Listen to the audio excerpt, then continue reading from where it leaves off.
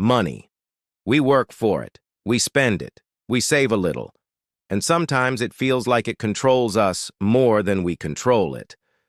But what if I told you that how you think about money is just as important as how much you make?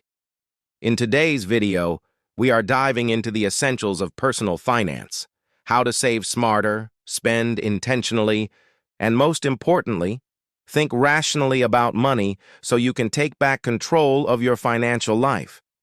This is not just about numbers. This is about mindset, habits, and strategies that anyone, yes, anyone, can put into practice. Stick with me until the end, because I will share a framework that can literally change the way you see every dollar that comes into your life. Why we struggle with money. Before we talk about saving and spending, we need to understand the psychology of money. Most people do not fail at personal finance because they are bad at math. They fail because they are fighting human nature. Here are 3 reasons why. 1. Instant gratification.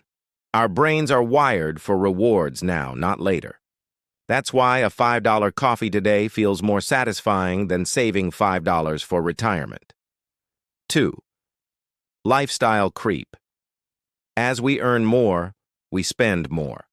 That raise that was supposed to fix your finances, it just turned into a bigger apartment, a nicer car, or fancier dinners. 3.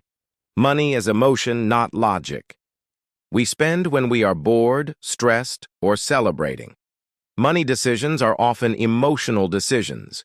If we do not understand these forces, no budgeting app or savings hack will save us. Rational thinking about money starts with recognizing these biases, and then building systems to protect ourselves from ourselves. The golden rule of personal finance. So what is the foundation of personal finance? It is simple. Spend less than you earn. Sounds obvious, right? But this rule is broken every day with credit card debt, payday loans, and overspending. To live by this rule, we need a framework. Here is a popular one, the 50-30-20 rule. 50% of your income goes to needs, rent, food, utilities, transportation. 30% goes to wants, dining out, travel, entertainment. 20% goes to savings and investments, your future self-paycheck. Now, is it perfect? No. Some people need 70% for needs because they live in expensive cities. Others can save 40%. But the point is, it forces you to be intentional. Every dollar has a job. And here is where rational thinking kicks in. If you cannot stick to 50, 30, 20, it's not a moral failure. It's data. It's your financial life telling you something. Maybe your rent is too high, or maybe you are overspending on lifestyle. Rational thinkers look at the numbers, adjust, and move forward. How to save effectively. Now let us talk about saving. Saving money is not just about depriving yourself. It is about creating freedom. Freedom to quit a job you hate, to handle emergencies, to say yes to opportunities. Here are 4 principles for saving effectively. 1. Pay yourself. First, do not wait to see what is left at the end of the month. The moment your paycheck comes in, move money into savings or investments. Automate this so you do not rely on willpower. 2. Build an emergency fund. Aim for 3 to 6 months of living expenses. This protects you from turning every flat tire or medical bill into credit card debt. 3. Separate short-term and long-term savings. Use one account for things like vacations or gadgets and another for retirement or investing. Mixing the two makes it too tempting to borrow from your future. 4. Make saving invisible. When money sits in your checking account, your brain thinks it is available to spend. Hide your savings in a separate account, out of sight, out of mind. Remember, saving is not about being rich tomorrow. It is about building resilience today. How to spend wisely. Okay, now let us talk about spending, because saving without spending is just hoarding. Money is a tool, and it should be used to build a life you actually enjoy. Here is how to spend wisely. 1. Differentiate wants versus needs. Needs keep you alive and functional. Wants make life fun. The trick is not to eliminate wants, but to prioritize them. 2. The rule of value. Ask, am I getting long-term value for this purchase? For example, $200 on a course that upgrades your skills may be more valuable than $200 on a night out. 3. Use the 24-hour rule. Before big purchases, wait 24 hours. If you still want it, it is likely not an impulse.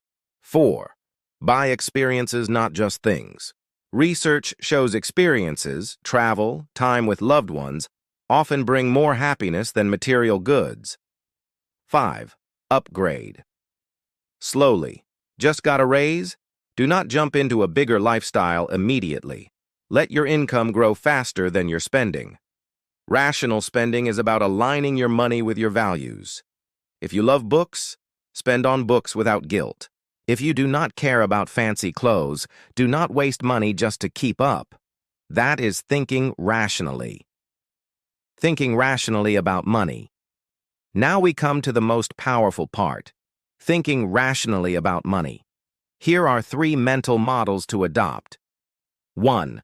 Opportunity cost. Every dollar spent today is a dollar not invested for tomorrow. Spend $100 on shoes, and you are giving up the chance for that $100 to grow into $300 in 10 years.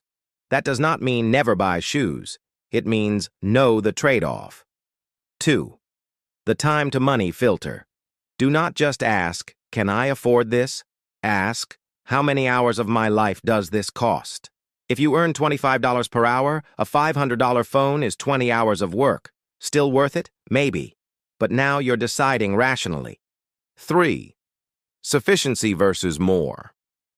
Money has diminishing returns on happiness after a certain point. Studies suggest beyond a stable income level, more money does not always equal more joy. Rational thinkers ask, how much is enough for me? And stop chasing endlessly. This is how you escape the trap of emotional automatic spending, by putting logic back in the driver's seat. Let us bring this all together. If you want to take control of your personal finances, here is your action plan. 1.